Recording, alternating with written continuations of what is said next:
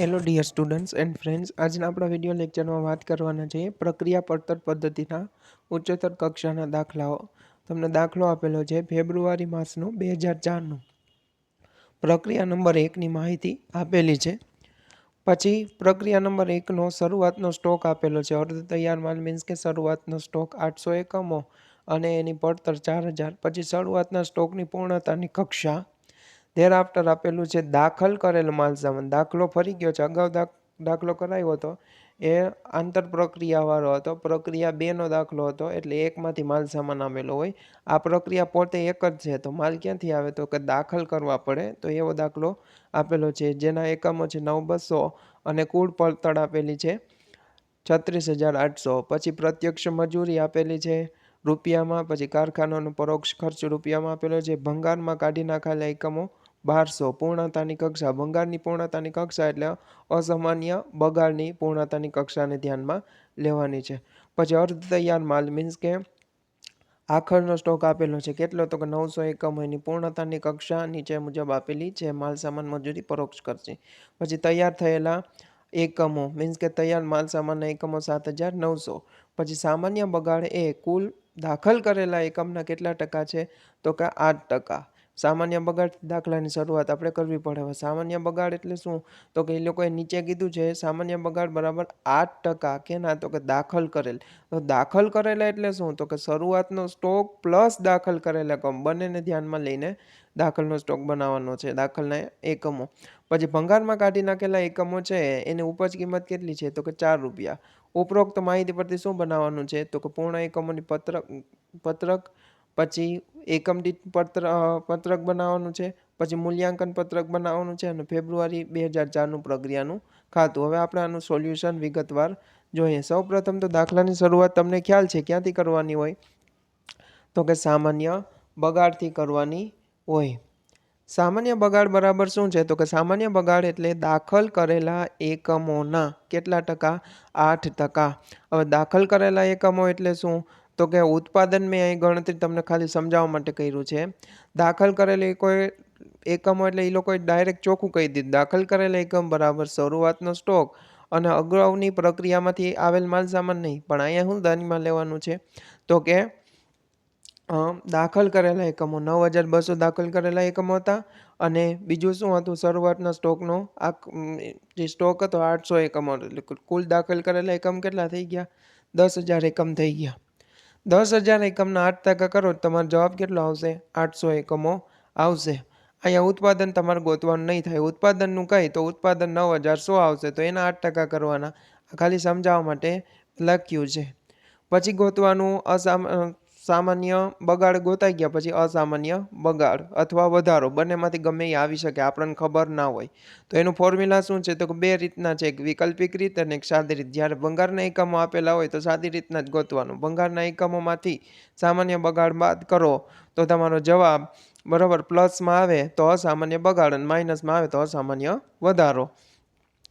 હવે અહીં ભંગારના એકમો 1200 તમને રકમમાં આપેલા છે ને સામાન્ય બગાડ આપણે ₹800 800 એકમો મળ્યા તો બાદ કર્યા પ્લસમાં જવાબ આવ્યો. પ્લસમાં આવ્યો એટલે અસામાન્ય બગાડ.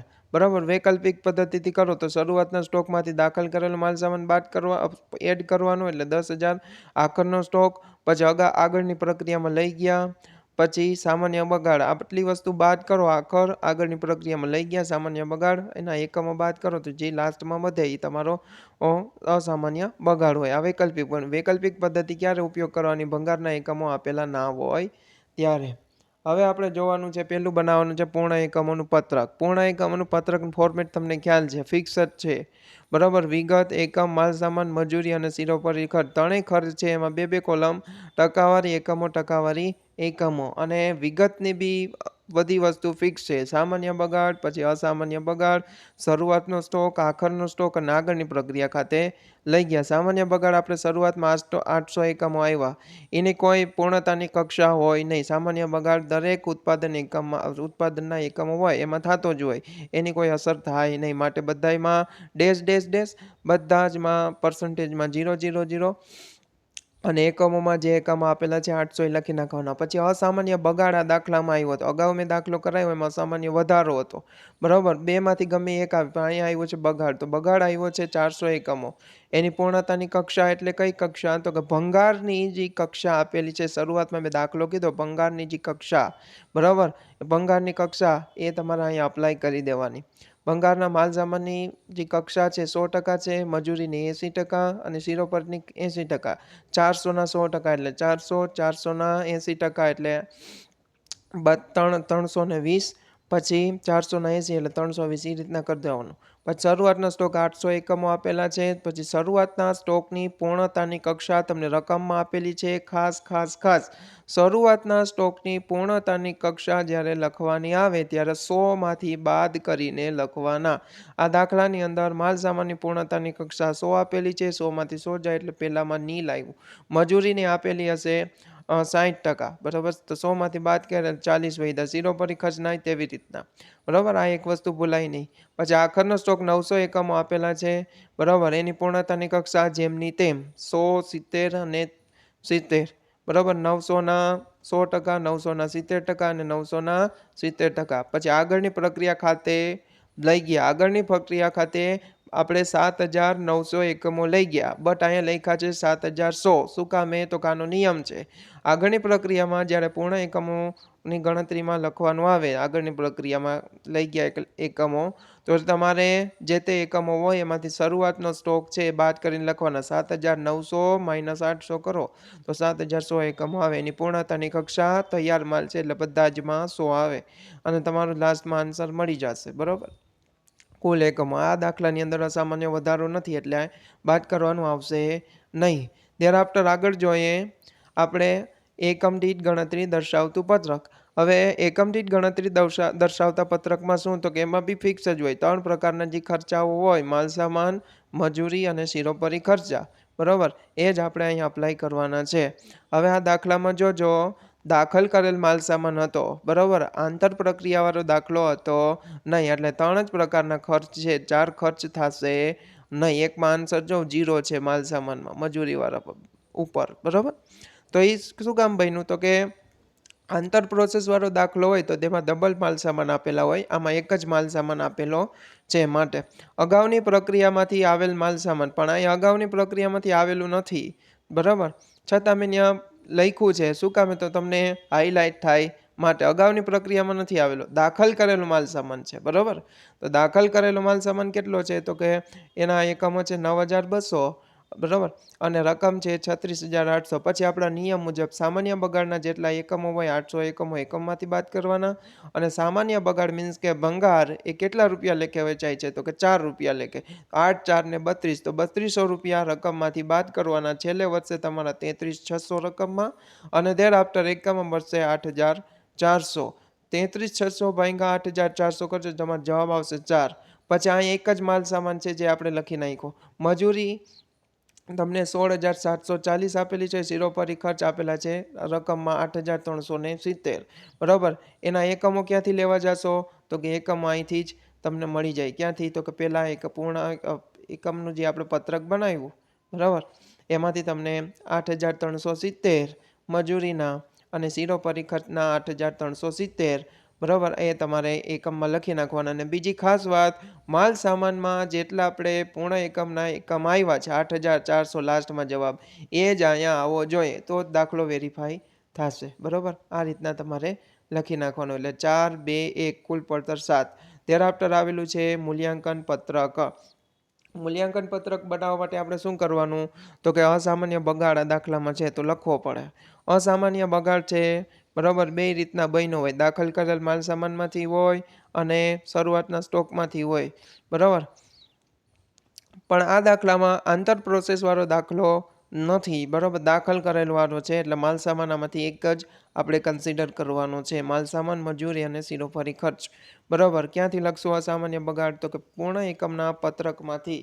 આપણે જોઈએ પૂર્ણ એકમના પત્રકમાં અસામાન્ય બગાડ છે તો કે હા, માલ સામાનમાં 400 એકમો છે, મજૂરીમાં 320 અને શિરોપરી ખર્ચમાં 320, બરાબર. એકમ મળી ગયા. રકમ ક્યાંથી મળશે એકમ દીઠ પડતર?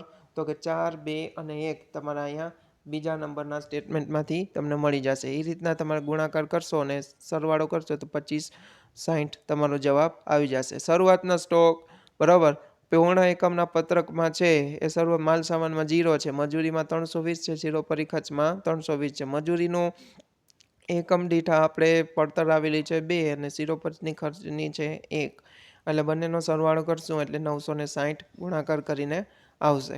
આખરનો સ્ટોક 900 છે બરાબર. પછી એની એકમ દીઠ પડતર 4 બીજા નંબરના સ્ટેટમેન્ટમાંથી મળી જશે.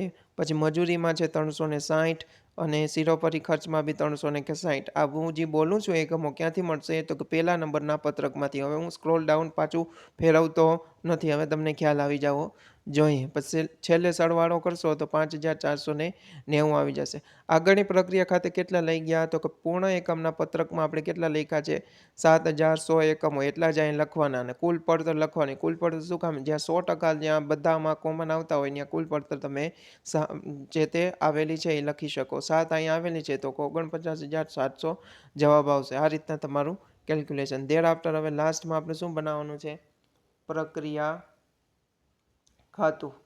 પ્રક્રિયા ખાતામાં આપણે શું કરશું તો કે શરૂઆતનો સ્ટોક 800 એકમો, એની રકમ 4000 આપેલી છે, એમને લખી નાખશું ઉધાર સાઈડ.